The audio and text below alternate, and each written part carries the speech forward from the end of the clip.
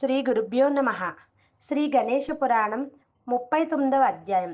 ఇంద్ర పరాజయమప్పుడు పరాశర తనయుడైన వ్యాస మహర్షి బ్రహ్మదేవుని ఇలా ప్రశ్నించాడు: ఓ సంభవ, ఈ రకంగా గణేశానుగ్రహాన్ని వర సంపదను ఆశీస్సుగా పొందిన త్రిపురుడు వరగర్వంతో ఏం చేశాడు? ఆ తరువాత కథ విధానమంతా నాకు వినిపించగోరుతాను. ఓ వ్యాసమునీంద్ర, ఈ విధంగా ప్రథముడైన గణాధిపతి యొక్క విశేషానుగ్రహాన్ని పొందిన త్రిపురుడు ముందుగా కాశ్మీర సంభవమైన నల్లటి రాయితో గజానన మూర్తిని తయారు చేయించి మంత్రకోవిధులైన ఆగమ పండితులతో యథావిధిగా ఆలయంలో ప్రతిష్ఠించాడు. మణిమాణిక్యాలతో అలంకృతమైన ఒక బంగారు భవనాన్ని నిర్మించి ఆ గజాననుని అందులో నుంచి షోడశోపచారములతో పూజించాడు. స్తోత్రములతో గణేశుణ్ణి సన్నుతించి యథావిధిగా పూజలను సమర్పించి భూసురులకు భూరి దానాలనిచ్చాడు. గణేశపురంగా ప్రసిద్ధి చెందిన ఆ పట్టణము బెంగాల్లో ఉన్నది. గణేశానుగ్రహంగా తనకు సిద్ధించిన శక్తుల చేత తన బలగర్వంతో ఆ త్రిపురాసురుడు భూమండలాన్నంతటిని ఆక్రమించాడు. అలా భూమినంతటిని ఏకఛత్రాధిపతిగా పరిపాలిస్తూ నలుదిక్కుల నుంచి చతురంగ బలాలను సమీకరించుకుని దేవలోకంపై కూడా దండయాత్రకు సన్నద్ధుడయ్యాడు. అమరావతిపై దండెత్తి వెళ్లిన త్రిపురుని ఎదుర్కొనటానికి దేవేంద్రుడు తన తన సమస్త సైన్యాలతోనూ ఐరావతాన్ని ఎక్కి యుద్ధానికి వెళ్ళాడు. యుద్ధరంగంలో వ్యూహరచనలో నిపుణుడైన ఆ త్రిపురుడు తన సేననంతటినీ 3 భాగాలుగా చేశాడు. ఒక భాగానికి ధనుర్విద్యలోను యుద్ధంలోనూ శస్త్రాస్త్ర కోవిదుడైన వజ్రదంష్టుని నాయకునిగా నియమించి అతనికి మనుష్య లోకాధిపత్యాన్ని ఇచ్చాడు. 3వ వంతు సేనతో కాలకూటుడనే వాడిని రసాతలానికి పంపి శేషముఖ్యులైన మహానాగులందరినీ వసూలుని చేసుకోమని ఆ సేనను ఆదేశించాడు.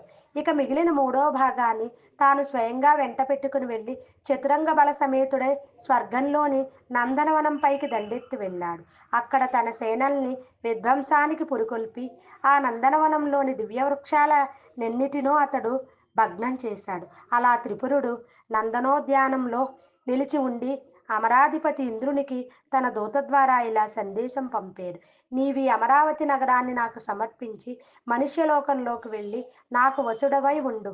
లేదా నీకు చేవ ఉంటే, యుద్ధం చేయగల సత్తా ఉంటే సన్నుద్ధుడవై రా. దూతలు ఇంద్రుని సముఖానికి వెళ్ళి అతనికి త్రిపురుని సందేశం యావత్తూ వినిపించాడు. ఆ మాటలు చెవిని పడగానే పిడుగుపాటుకు తల్లడిల్లిన పర్వతంలా ఆగ్రహంతో అవమానంతో గడగడా వణికి దిగ్భ్రాంతి చెందాడు. తిరిగి అంతలోనే తాను కోలుకొని అవమానాగ్నితో దహించుకుపోతూ ఆ దూతలతో తాను యుద్ధమే చేయగోరుతున్నానని బదులు పంపించాడు. దేవసేనలన్నింటినీ యుద్ధ సమాయత్తం చేసి ఐరావతాన్ని అధిరోహించిన ఇంద్రుడు ప్రళయకాల మేఘంలా గర్జించాడు. ఆ శబ్దానికి ముల్లోకాలు క్షోభించాయి. త్రిపురుని దూతలు ఇంద్రుని సమాధానం త్రిపురునికి తెలియజేశారు. సమస్త దేవతా సైన్యము శస్త్రాస్త్రములను ధరించి తన వెంట రాగా దేవరాజైన ఇంద్రుడు పోరుకు సిద్ధమయ్యాడు. త్రిపురాసురుడి యుద్ధం. ఇలా ఇంద్రుడు నానా వాద్యఘోషములతో బ్రాహ్మణ స్వస్తి వ్యూహరచ వచనములతో యుద్ధ సన్నద్ధుడై బయల్వెడలాడు. అప్పుడు దూతల ద్వారా ఇంద్రుడు యుద్ధ సమాయుక్తుడైనట్లు తెలుసుకున్న త్రిపురుడు తన సేనల్ని కూడా ఉత్సాహపరుస్తూ తాను ఒక ఉత్తమాశ్వాన్ని అధిరోహించి చతురంగ బలాలతోటి యుద్ధానికి బయలుదేరాడు. అప్పుడు జరగబోయే భీకర యుద్ధారంభానికి సూచనగా శంఖారావాలు, భేరీనాదాలు యుద్ధరంగంలో ఇరు పక్షాలలో మింటినంటాయి. త్రిపురుడు సేనల్ని పురుకొల్పుతూ హూంకారాన్ని చేయగానే వారంతా భీకరంగా యుద్ధానికి తలపడ్డారు. ఇరు సైన్యాలు స్వపర భేదం లేకుండా సంకుల సమరం చేయసాగారు.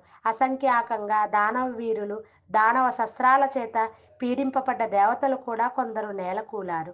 రక్తపు ధారలకు తడిసిన ఇరు వర్గాల సైనికులు పుష్పించిన మోదుగ చెట్లలా కనిపించసాగారు.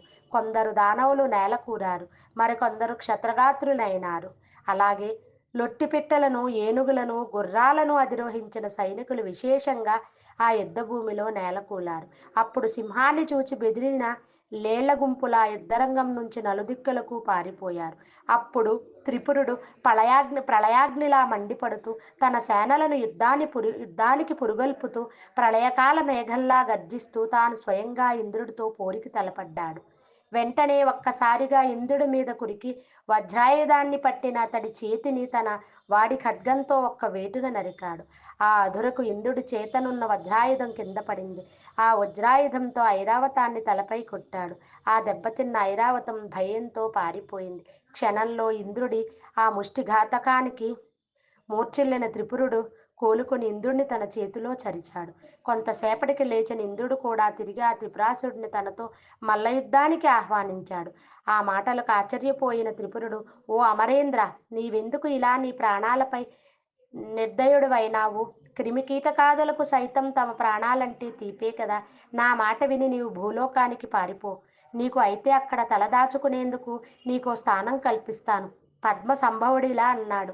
ఓ మునీంద్ర, ఈ విధంగా త్రిపురుని చేత రెచ్చగొట్టపడ్డ సచీపతి మండిపడుతూ, ఓ దానవాధమా, నా బొందిలో ప్రాణమున్నంత వరకు నిన్ను వదలను.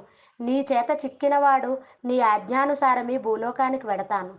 ఇంద్ర పరాజయం. ఇలా ఆవేశపూరితుడై ఇంద్రుడు నిప్పులు కక్కుతుండగా అతడి వక్షస్థలాన్ని త్రిపురుడు తన పిడికిలతో మోదాడు. ఆ దెబ్బకు ఇంద్రుడు అమిత క్రో క్రోధోద్రిక్తుడైనాడు. ఇరువురు కొదమసింహాల్లా, చాణుర కృష్ణుల్లాగా ఒకరితో ఒకరు భీకరంగా పోరాడారు. గుండె గుండె రాపాడిస్తూ తలను తలతోనూ, వీపును వీపుతోనూ, పాదాలతోనూ మరొకరి పాదాలను తన్నుకుంటూ చాలాసేపు విరోచితంగా పోరాడారు. అప్పుడా దైత్యుడు సచీపతి కాలు పట్టుకొని పైకెత్తి గిరగిరా త్రిప్పి విసిరివైచాడు. తాను స్వయంగా ఐరావతాన్ని అధిరోహించాడు. దేవగణాలు తమ ప్రభువు జాడ తెలియక దిక్కుతోచని వారై ఇంద్రుని అన్వేషిస్తూ హిమవత్పర్వత గుహల వైపుకు పారిపోయారు. ఇక మన రాజైన ఇంద్రుని ఎలా కలవగలము అనుకుంటూ తమలో తాము తర్కించుకుంటూ వెడుతున్న దేవగణాలకు దూరాన్నించి సిగ్గుతో తల వంచుకు వస్తున్న ఇంద్రుడు కనిపించాడు. దేవతలకు కొనప్రాణం లేచి వచ్చినట్టై తమ ప్రభువును అత్యంత ఆదరంతో సేవించుకుని హిమవత్పర్వత గుహలలో ప్రాణాలను కడచేతిలో పెట్టుకుని తలదాచుకున్నారు. త్రిపురుడు మాత్రం విజయ గర్వంతో ఐరావతాన్నెక్కి అమరావతిని చేరుకొని తన అనుచరులనే అష్టదిక్కులకు దిక్పాలకులుగా నియమించి తాను మాత్రం ఇంద్రుడి స్థానాన్ని అధిరోహించి దివ్య వాయిద్యాల ఘోషలో గంధర్వ గానం వీణులకింపుగా చేయగా అప్సరసల నాట్య సల్లాపాలను వీక్షిస్తూ వారితో క్రీడిస్తూ ఉల్లాసంగా కాలం గడపసాగాడు. ఇది శ్రీ గణేష పురాణం ఉపాసనా ఖండంలో లోని ఇంద్ర పరాజయం అనే 39వ అధ్యాయం సంపూర్ణం.